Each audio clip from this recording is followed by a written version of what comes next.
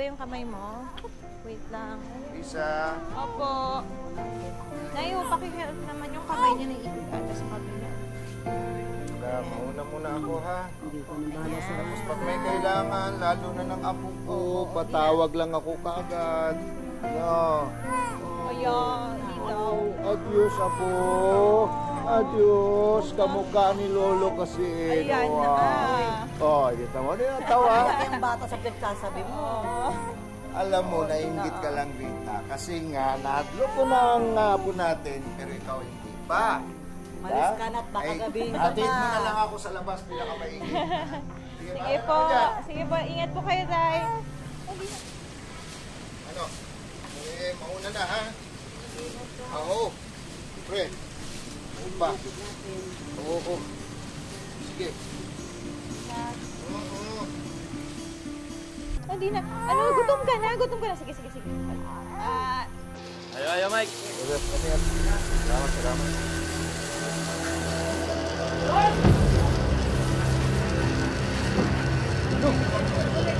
Uy, yung makina! Patayin nyo! Dito doon!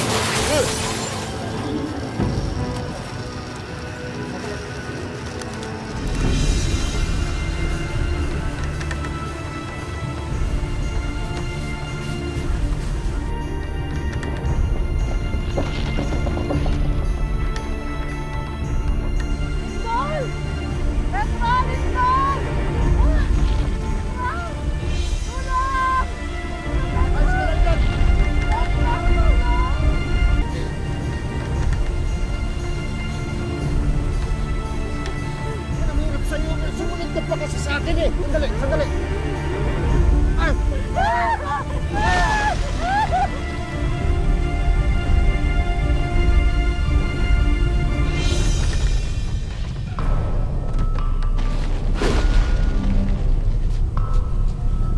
Sumagot ka!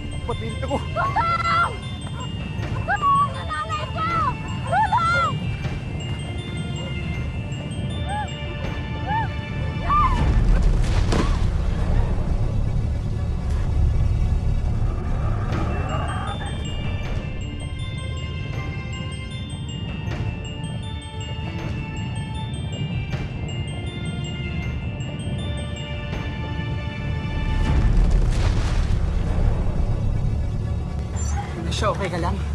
Oo. Ikaw? Okay lang ako. Ang lakas nun ah. Oo nga eh.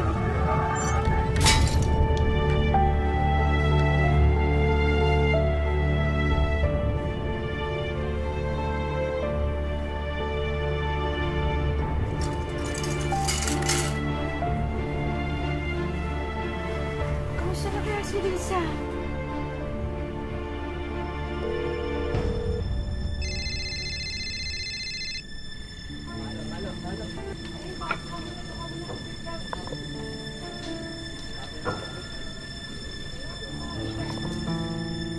Ayos ka lang! Ayos lang ako! Tayo na, tayo na! Risa! Lisa! Yung apo natin! Lisa! Lumindol! Lisa! Risa! Yung apo natin! Ano ba yan? Lisa! Tara, baka ako ano matakang mo! Lisa!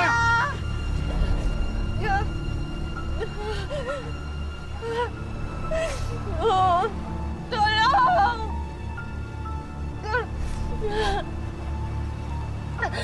Tulong! Lisa! Lisa! Lisa! Lisa! Tulong! Nasaan ka? Nasaan yung bata? Risa! Risa! Apo ka! Saan ang bata? Taas na, Rita. Baka mamaya mabagsakan ka ng pisoy. Risa! Risa! Risa! Risa! Tulong! Tulong! Rita, nabagsakan sila ng pader. Mga apo ko na sana, Risa! Risa! Ang bigat! Tulong! Tulong! Pahingi ako ng tabang, ha? Teka lang, kausapin mo! Kausapin mo! Yung bata, ingatan nyo! Risa, alam ko, Risa! Risa, lakasan mo Tulong! ako, Risa! Tabang! Tabang!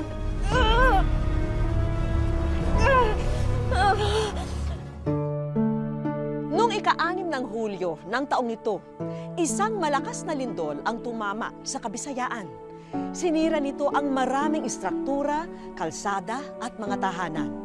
Ngunit higit sa lahat, marami itong buhay na winasak at permanenteng binago. Isa na rito ang pamilya ni Risa Rosales, isang ina na handang isakripisyo ang kanyang buhay para sa nag-iisang anak. Magandang araw po mga kapuso, ako po si Vicky Morales at ito ang Wish Ko Lang.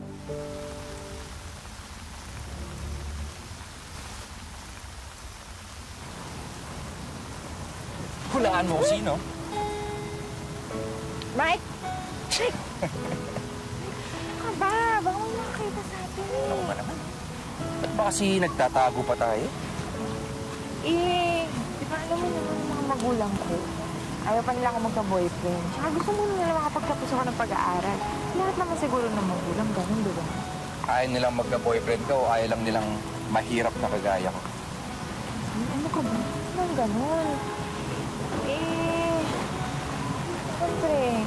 O, ikaw ba? Sige. Kapag nagkaanak po tayo, gusto mo magka-boyfriend agad? Nagkaanak tayo? Oo. Bakit? Ayaw mo ba?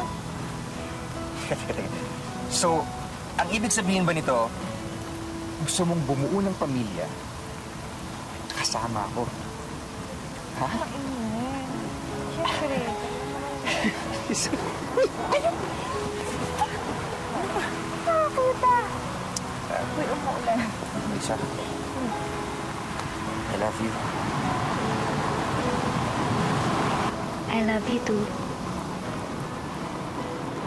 Halika na, umuulan na. Umuulan na.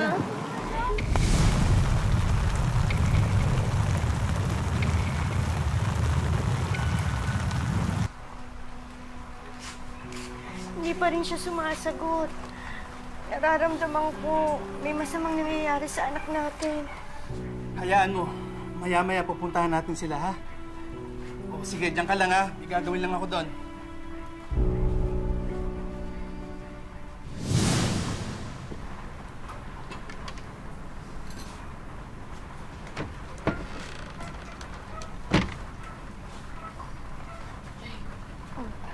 Masama ba ang pakiramdam mo? May sakit ka ba? Hindi. Okay lang naman ako. Okay lang. Eh, saan ka ba kasi pumupunta palagi? Papadala sa ata ang lakwatsa mo. Nay, kasama ko lang ho yung mga dati ko, classmates. O, sige na. Upo na, kumain ka na.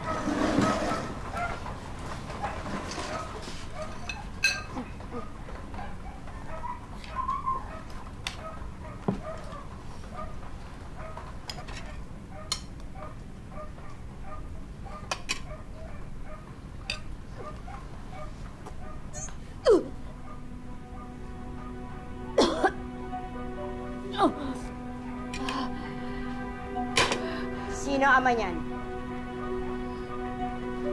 Nay, Ha? Sino ang ama niyan? Sino ang ama niyan?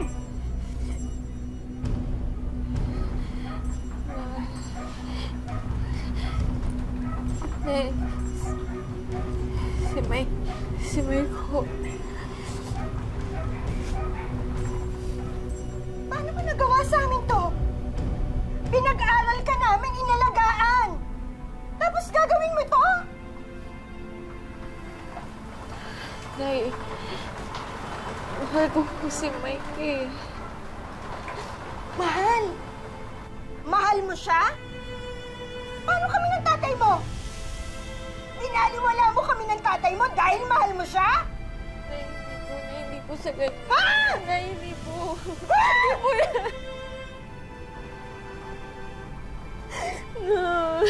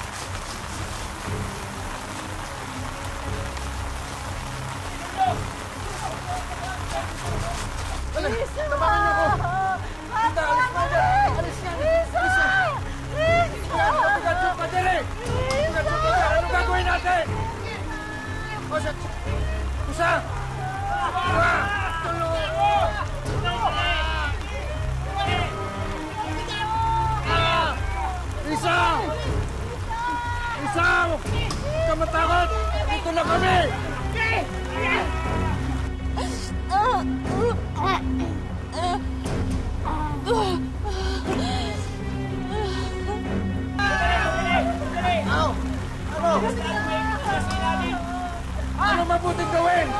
Sige! Isa! Oh, yung apo ko! Isa!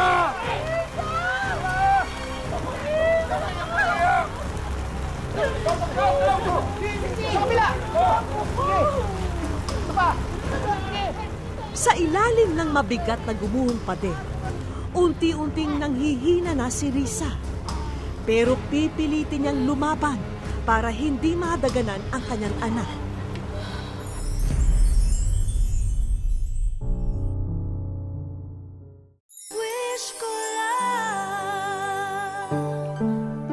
Nadaganan ang gumuhong pader sina Risa at ang kanyang 5 buwang gulang na anak, habang ang kabiyak na si Mike walang kaalam-alam sa nangyari sa kanyang mag-ina. Kaya labis ang pag-aalala niya at nagmamadali ng makauwi sa kanila. Tulungan niyo kami.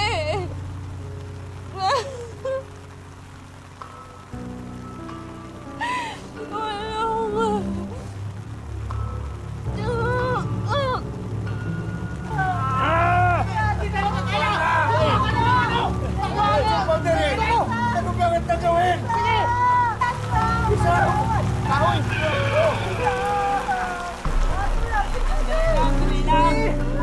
Kapit lang! Tulong!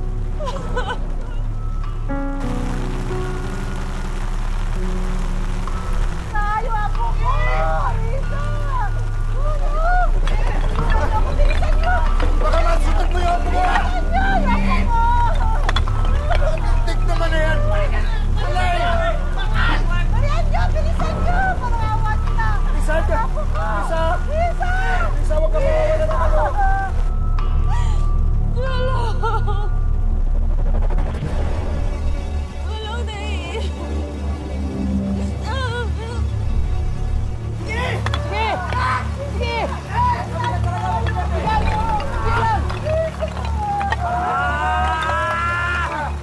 Lisa, sandali lang! Hanap kami na ibang paraan! May mapina sa bayan, kunin nyo na lang kaya yun! Kakatawag lang sa bahay. Sarado na lahat ng kalsada. Baka matagal pa bago makarating dito. Sige na lang, buhatin na lang dito! Sige na!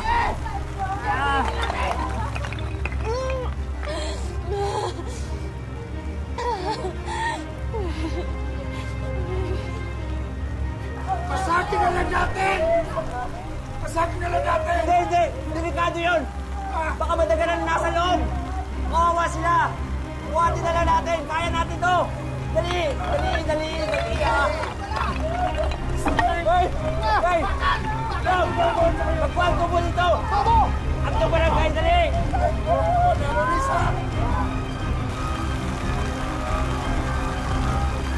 Sige! Buti nila! Gagawa pa kami ng ibang paraan na! Sige! Na hindi pa na ibang tabang! Laksan na lang ang loob mo!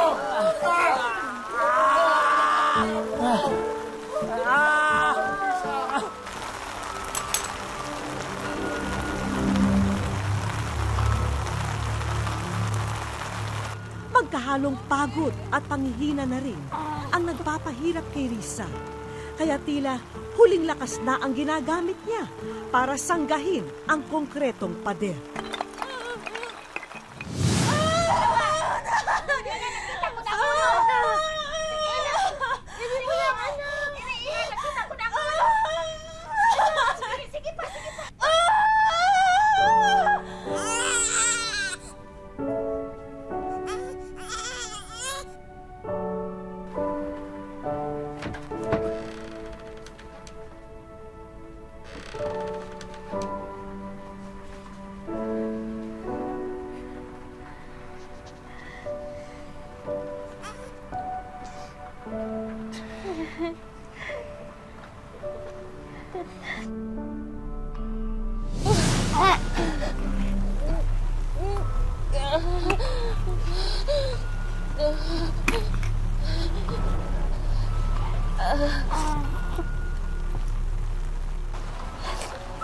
Anak, tatandaan mo, ha? Mahal na mahal ka ng nanay.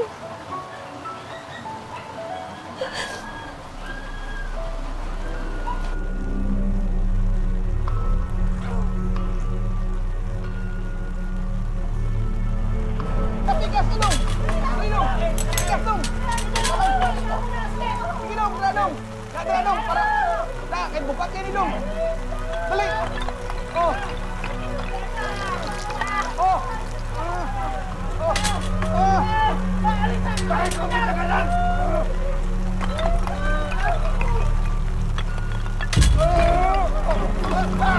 Isa!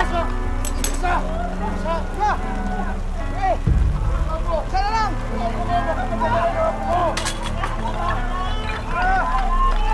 Sige lang eh! Sige! Lisa!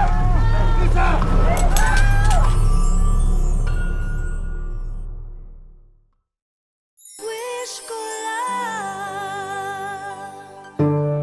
Dahil malayo sila sa syudad, walang sapat na kagamitan ang mga tao upang alisin sa pagkakaipit sa gumuhong pader sina Risa at ang kanyang anak. Sa gitna ng kawalan ng pag-asa, ipinapa sa Diyos na lamang nila ang kanilang kapalaran.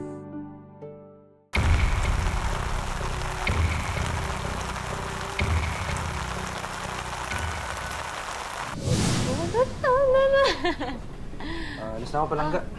Wala ako, ha? Alis na daw ang tatay mo. Dali. Anak, alis mo na si tatay, ha? Kailangan mo nang kumayod. Para ba yan sa pinyay? Para doon, tsaka para sa pagpakasal natin.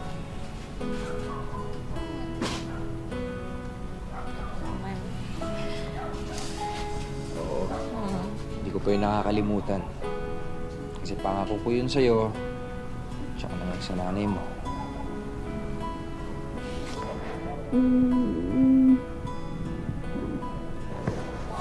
Pero alam mo, hindi naman natin kailangan magmadali eh. Dadating din yun. Ang tamang panahon.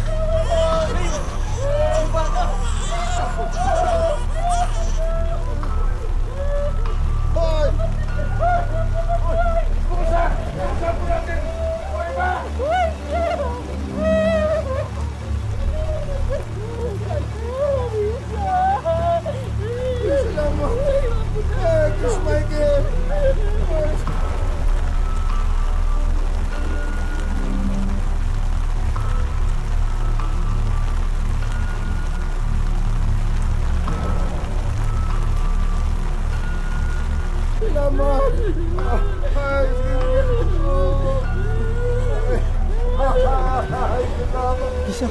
Michael! Lisa! Lisa! Lisa! Ano nangyari kay Lisa? Lisa! Lisa? Michael, balik. Ano nangyari kay Lisa? Ano kami nag-iwalay? Lisa!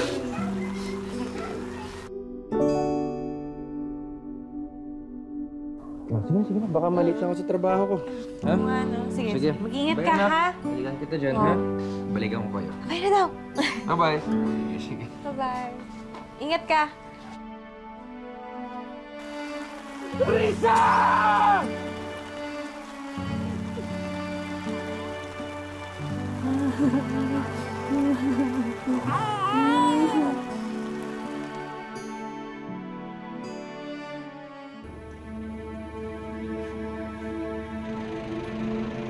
Isang buwan na ang nakalipas mula nang yanigin ang isla ng Leyte ng lindol na may lakas na magnitude 6.5. Ang pinakalabis na napinsala, ang mga bulubunduking sityo sa bayan ng Ormoc. Ito ang unang pagkakataon na muling babalikan ni na Mike ang tahanan nila sa sityo Cabaonan. Dito pumanaw ang 19 anyos na si Risa. Naipit ito si Risa sa pinakasahig. Nakaupo siya sa bangko. Yung bangko nga basag na basag. Tapos, pagsabi na nga si Risa nga naipit na, papasok ko dito, kinuha ko yung bata dito sa lalim. Nakaganyan ang bata. Nakita ko yung kamay ni Risa, buhay pa siya. Ganyan, patulong.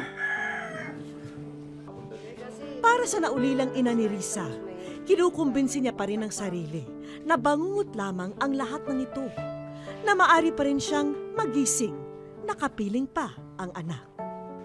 Mamaya-maya yung kaibigan ko nagpunta na naman doon. Sabi niya, "Mi, narinig mo na ba yung balita na patay na raw si Risa?" Hindi ako nakaimik. Ang isip ko naman na hindi, kaano-ano lang yun. Yung mga usap-usap na yan sa tao ba, hindi ako naniwala. Hindi ako naniwala nun. Doon ako naniwala na si Michael na talaga nagsabi sa akin.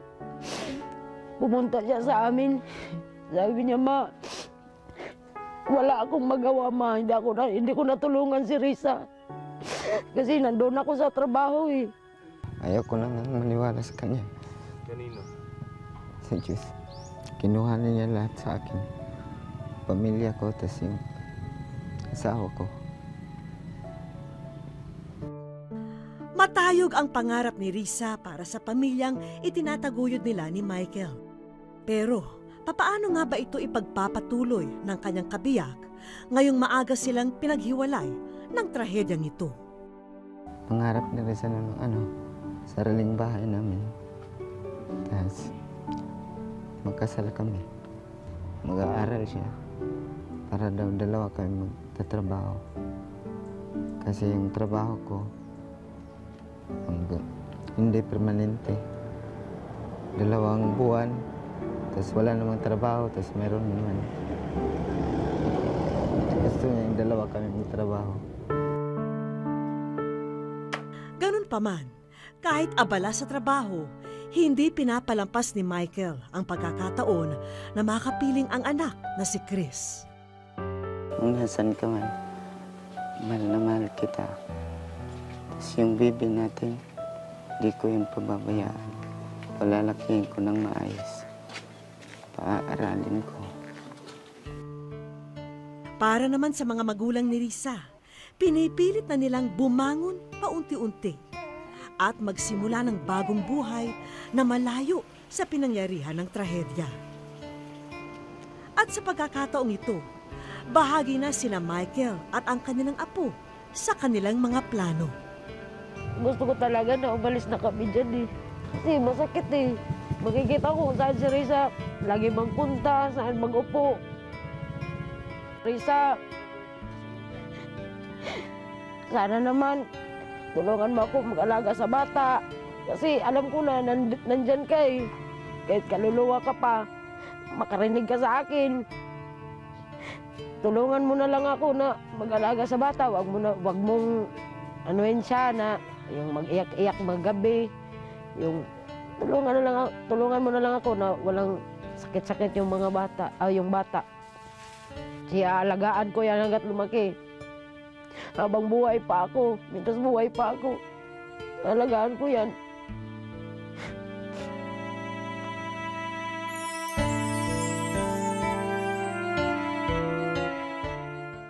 Sa aming pagbabalik, pero may napansin silang kakaiba sa pagbisita nila sa puntod ng umagang yun. Kayo ay nasa.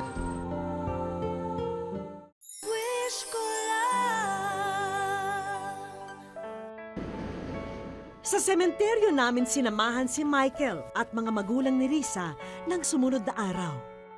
Pero may napansin silang kakaiba sa pagbisita nila sa puntod ng umagang yun. Niyanig man ng trahedya ang inyong tahimik na pagsasama. Naway maipagpatuloy nyo ang buhay sa mga naiwang alaala. Kayo ay nasa. Ang promise ko lang sa iyo, Nak, na yung anak mo talagang hindi ko ito pababayaan. Dadalhin namin siya sa magandang ugali. Ipaalala ko sa kanya na ganyan ang nangyari sa inyo. Pangako ko po na hindi ko pababayaan anak natin. Mamahalin ko katulad ng pagmamahal mo, anak natin. Para sa isang ina, wala na sigurong mas nakakapanatag pa ng kalooban kundi makita na kumpleto sa gamit ang kanyang sanggol, lalo na't nakadepende pa ito sa pag-inom ng gatas. Kaya naman sinigurado namin na hindi kukulangin si Baby Chris ng kanyang gatas at diapers. Salamat talaga sa inyo. Nandito yung asawa ko. Sobrang saya. Kasi may marami ng gatas ng baby namin. Alam din naming iniwan na ng ama ni Risa ang trabaho sa malayo para lamang mabantayan ang pamilya at apo. Kaya tumugon ang pamahalang bayan ng Ormoc sa inyong pangangailangan. Magbibigay ng job order na trabaho starting po sa September sa ama po ng namatay po. Papasalamat ako sa inyo, kay Mayor. Papasalamat, maraming salamat. Para naman kay Michael, dagdag training para makakuha ng regular na trabaho. Electrical installation and maintenance in situ. Ito po yung konting tulong na maibigay sa TESDA sa iyo. Congrats. Sir, asahan niyo po, pagbubutihin ko ang training para hindi masayang kung binigay niyo sa akin. Maraming salamat. At eto naman ang para kay Nanay Nemesha na walang hinangad, kundi ang muling makapagsimula para sa mahal na apo. You're one of our beneficiary for housing. Okay? Okay. So, pwede na kayong bumakit doon sa area ninyo. Malaki talaga to kasi yun ang pangarap ko na makaalis na kami doon Gusto ko na talaga umalis doon. At para naman kay Baby Chris, dapat sanggol pa lamang ay pinaghahandaan na ang kanyang kinabukasan. Kaya naman ang pondong pinansyal na kanyang kakailanganin, pati ang panimulang ipon sa bangko, eto at ipinagkakaloob na sa munting anghel. Mama Becky, maraming salamat sa inyo. Malaking tulong na to sa amin sa bata. Maraming salamat. Hanggang sa huli, nagsakripisyo si Risa para kay Baby Chris Michael. Ngunit hindi raw dapat pagkaitan ng magandang kinabukasan ang bata. Pagpapatunay ito ng hangganan ng pagmamahal ng magulang sa kanyang anak. Maraming salamat po mga kapuso. Ako pumili si Vicky Morales at ito ang wish ko lang. Wag na wag kang susuko.